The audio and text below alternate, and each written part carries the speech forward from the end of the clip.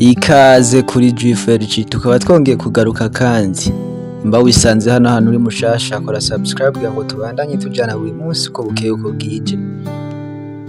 Nimba ubikoze uri umuntu w'agaciro kuri twebwe. Ikaze uyu munsi tugiye kurabira hamwe ingeso indwi zerekana abantu baciye ubwenge canke babandi twita abantu b'abahanga. Akenshi tuzi yuko ubwenge ari burya tugenda gukura mu ishure ugasanga abantu bavuga yuko ufise ubwenge kubera uwa mbere mu ishure, cyangwa ugasanga abantu bavuga yuko uciye ubwenge kubera ibintu runaka, ariko hariho n'abantu usanga batabizi yuko ari incabwenge bivanye nuko batiyizi. Rero izi ngeso tugiye kuvuga niwazibona ko uzomenye yuko wewe uri mu bantu b'incabwenge canke mu bantu b'abahanga, kandi arico gihe ciza cyo gukoresha ubwenge bwawe kugira ngo witeze imbere, kuko umuntu w'umuhanga canke umuntu aciye ubwenge bimufasha gutera imbere no kubaho mw'iyi si. Rero nawe nimba usanze ufise izi ngeso umenya yuko uri mu bantu baciye ubwenge, ntuzosubire kwifata nk'ikijuju. Rero ni wisanga ufise izi ngeso uzomenye yuko nawe uri mu bantu baciye ubwenge. Ingeso ya mbere n'umuntu akunda kubaza ibibazo mu kintu icyo cyo cyose. Kwandi ukunda usanga muri ahantu ugasanga umuntu ari ikintu adashoboye gutahura canke ari ikintu atabona neza, ukabona aguma abaza ibibazo buri mwanya. Iyi ni ingeso iranga umuntu aciye ubwenge. Umuntu akunda kubaza ibibazo cane ni ingeso nziza cane igaragaza umuntu aciye ubwenge, aba ashaka kumenya utuntu twinshi canke aba ashaka kumenya ibintu n'ibindi. Hari umugani uvuga ngo uriya abaza ibibazo canke uriya abaza ikibazo kanaka aboneka nk'ikijuju mu mwanya muto, ariko nibamara kumuha inyishu y'ikibazo ciwe azoboneka nk'incabwenge ubuzima bwiwe bwose. Rero nawe nimba ufise akantu udashobora kuba uzi neza, egera abantu babizi ubabaze hama bagusobanurire, kubera yuko nutasobanuza uzokwisanga taco umenye kandi wibwiye yuko ibintu wari ubizi. Rero umuntu akunda kubaza cane ni ingeso yerekana yuko uri incabwenge. Iyi ni ingeso ya mbere. Ingeso ya kabiri igaragaza umuntu aciye ubwenge canke umuntu w'umuhanga ni umuntu akunda gusoma. Aha ndavuga gusoma ibitabo, apana gusoma icupa canke gusoma abakobwa. Ndavuga umuntu akunda gusoma ibitabo canke umuntu akunda ibintu byo kwiyigisha, rimwe ugasanga ariko araba ibintu bimwungura ubwenge canke bimwungura ubumenyi, ugasanga akunda gusoma ibintu ibi na biriya kugira ngo agire ico amenya canke agira ico atahura. Akenshi aba bantu bakunda gusoma ukunda gusanga ari abantu bazi ibintu byinshi cyane, ku buryo wewe muhuye akakubwira ibi kamubazi kumva ariko arakwishura ukamaza niko afatana n'uyu muntu ameze gute. Iki ni ikintu cerekana yuko umuntu aciye ubwenge, n'umuntu akunda kuba ari concentré n'ibintu bimwungura, naho yoba agiye kuri réseaux sociaux canke agiye kuri internet abafise ibintu agiye kurondera. Si umuntu aba agiye kuraba ingene banaka bameze canke ingene ngo ubuzima bwa naka bumeze, oya, ahubwo agenda avuga ati ngiye gusoma iki kintu canke ngiye gukora iki n'iki kuri réseaux sociaux kugira ngo ndabe ko hari ico conyungura mu buzima. Rero nimba ufise iyi ngeso yo gukunda gusoma ibitabo canke yo gukunda gushaka kumenya amakuru ajanye no kungura ubumenyi mu mibereho yawe, umenye yuko uri mu rugero rw'abantu baciye ubwenge. Iyindi ngeso ya gatatu yerekana ko umuntu aciye ubwenge ni inshuti zawe. Ndavuga abagenzi bawe, abantu musohokana bashobora kwerekana yuko uri incabwenge canke uri muri ya kategori bavuga ngo y'ibijuju. Bya bindi bavuga ngo nyeka abantu batanu mugendana hama ndakubwira uwuriwe. Akenshi abantu tuba tugendana canke abantu tumana igihe kirekire dusa nabo. Rero nimba ugendana n'abantu utegerezwa kwisanga nawe usa nabo. Akenshi abahanga bavuga yuko hari abantu b'ubwoko butatu. Ubwoko bwa mbere ni ba bantu usanga iyo bahuye bayaga hagati yabo ibintu bibateza imbere, ugasanga bariko bayaga ibintu byubaka ibintu by'ubuzima. Abo nibo bita incabwenge. Hanyuma ubwoko bwa kabiri bw'abantu n'abantu bayaga iyo bahuye bayaga ku ma event canke ku bintu vyabaye. Habaraye batanze amawadi, byaraye bigenze ukuntu uko match yarayibaye, byaraye bimeze ukuntu uko Barca Real byagenze uko. abo n'abantu bari hagati na hagati, ni ukuvuga ngo nabo nyene baba bafise ikintu bashaka kumenya ku kintu kanaka, abo bari hagati na hagati.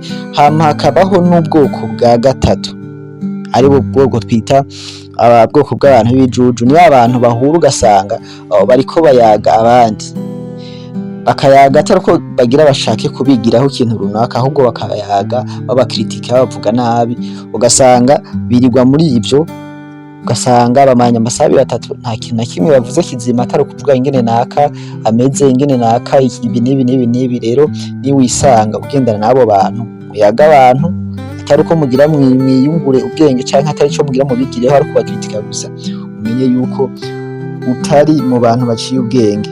Iyindi ngeso ya kane igaragaza yuko uri umuntu uciye ubwenge, n'abantu wipfuza guhura nabo canke n'abantu babandi twita role model, abantu ufatiraho icitegererezo.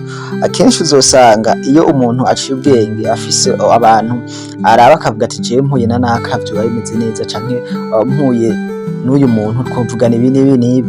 Rero akenshi uzosanga abantu baciye ubwenge bafise abantu, ugasanga benshi usanga bafise abantu ba filozofe, abandi ugasanga bafise abantu babo bakunda nyene ba role model, hanyuma ugasanga abandi nabo badaciye ubwenge bakunda nyene ibintu biraho, ugasanga bafise nyene abandi bantu baraba nk'ivyitegerezo vyabo, bamwe naho bohura ata bindi bokora atari ibindi bintu nyene bidafise akamaro. Rero nimba mu buzima bwawe ubona yuko umuntu wipfuza guhura nawe canke role model wawe ari mu bantu b'abahanga baciye ubwenge, atari uko ari umusitari, kuko ashobora kuba umusitari mugabo adaciye ubwenge, bwo kavuga ati jewe nifuza guhura naka tukavugana tukaganira nkumva ubwo bwenge bwiwe nyene bumeze, akenshi uzoba uri mu bantu b'abahanga nimba wifuza guhura n'umuntu w'umuhanga canke n'umuntu w'incabwenge. Ingeso ya gatanu igaragaza yuko umuntu aciye ubwenge canke umuntu ari umuhanga, ni umuntu usanga adatinya kugerageza ibintu bishasha.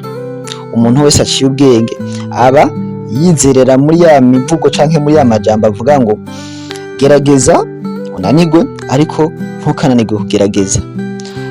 Ntushobora kumenya yuko ikintu gikunda canke ntushobora kumenya yuko ikintu kidashoboka mu gihe utarakigerageza. Uyu munsi ushobora kuvuga ati jewe ibintu ntavyo noshobora, ibintu ntavyo numva jewe ko nobishobora, ariko ugasanga ugiye kubigerageza urabishoboye, kubera yuko hariho izindi nguvu ziri muri twebwe umuntu aba atazi, kugeza igihe izo nguvu zigeze aho azikoresha.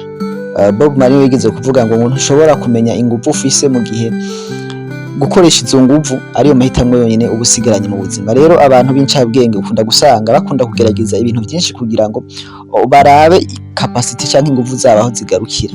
Rero nimba nawe ufise iyi ngeso yo kwama wipfuza kugerageza ibintu bishasha aho ugomba ukananirwa mugabo waragerageje, iyi ni ikimenyetso cerekana yuko nawe uri mu bantu baciye ubwenge. Kandi abantu baciye ubwenge iyo bagerageje bakananirwa ntibidoga, ahubwo iyo bananiwe babikuramwo icigwa, hama iyo bateye imbere nabo bakavuga bati naho nyene twabikuyemo icigwa. Vyose bibabera ivyigwa canke amasomo.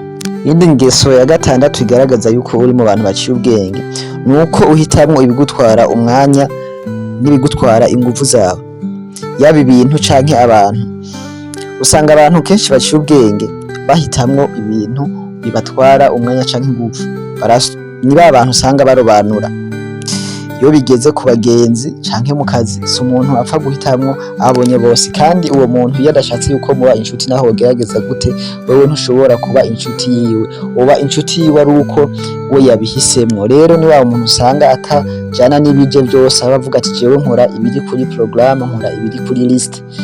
Ni wasanga ufise iyi ngeso yo gushira ibintu ku rutonde, ugasanga no mu bagenzi, mu kazi canke ibintu byawe byose ukora ugasanga biri mu rutonde, umenye yuko niyo ari ingeso yerekana yuko ufise capacity canke uri mu bantu baciye ubwenge. Ingeso ya nyuma igaragaza yuko uri umuntu aciye ubwenge, ni wa muntu usanga agira umwanya wo kwicara akiyumvira ku buzima bwiwe canke akiyumvira kuri we, akavuga ati niko njahe, bimeze gute iby'ubuzima bwanje, kubera ikibi. Nimba ushobora kwicara ugafata umwanya mu buzima bwawe ukicara ukivuga ati yamara ibintu ndimwe n'ibiki, canke ubuzima bwanjye ndabupange gute, canke ibintu bigende gute, canke abo twahuye nabamariye iki canke abo bamariye iki. Iki ni kimwe mu bintu vyerekana yuko nawe uri mu bantu baciye ubwenge. Nimba ushobora gufata umwanya ukiyumvira ku buzima bwawe, ku magara yawe, ukita noneho kubikwerekeye wenyene personnel, ukavuga ati jewe ndi mubi hehe, canke ingufu zanje zirihe, canke nshoboye iki, mazi iki, ukavyiyumvira ko umwanya wo kuvyumvirako, umenye yuko nawe uri mu bantu baciye ubwenge. Izi ngeso indwi abahanga bagaragaje yuko niwisanga ufise izi ngeso canke zimwe muri izi ngeso uba ufise nawe iyindi kapasite ikurimwo canke ubundi bushobozi ufise utazi. Rero nimba wiyumvise ufise izi ngeso ni igihe cawe cyo gukoresha izi ngeso, naho mu ishuri wowe utabaye wa mbere ariko ugasanga rimwe na rimwe ufise izi ngeso. Izi zerekana yuko mu buzima busanzwe ubuzima ushobora kubucamwo kandi ushobora kubushobora even naho uvuga ati jewe ibintu simbona ingene nobikoresha, mugabo ugasanga izi ngeso yazifise. Izi ni zerekana yuko nawe uri umuhanga canke nawe uri mu baciye ubwenge wo kwicara ukitonda ukabigenzura neza, nawe woshika aho wipfuza. Wakoze kumviriza iki kiganiro. Jewe wumva ni Lloyd Drift kuri Drift. Mubandanye mukora subscribe. Murakoze.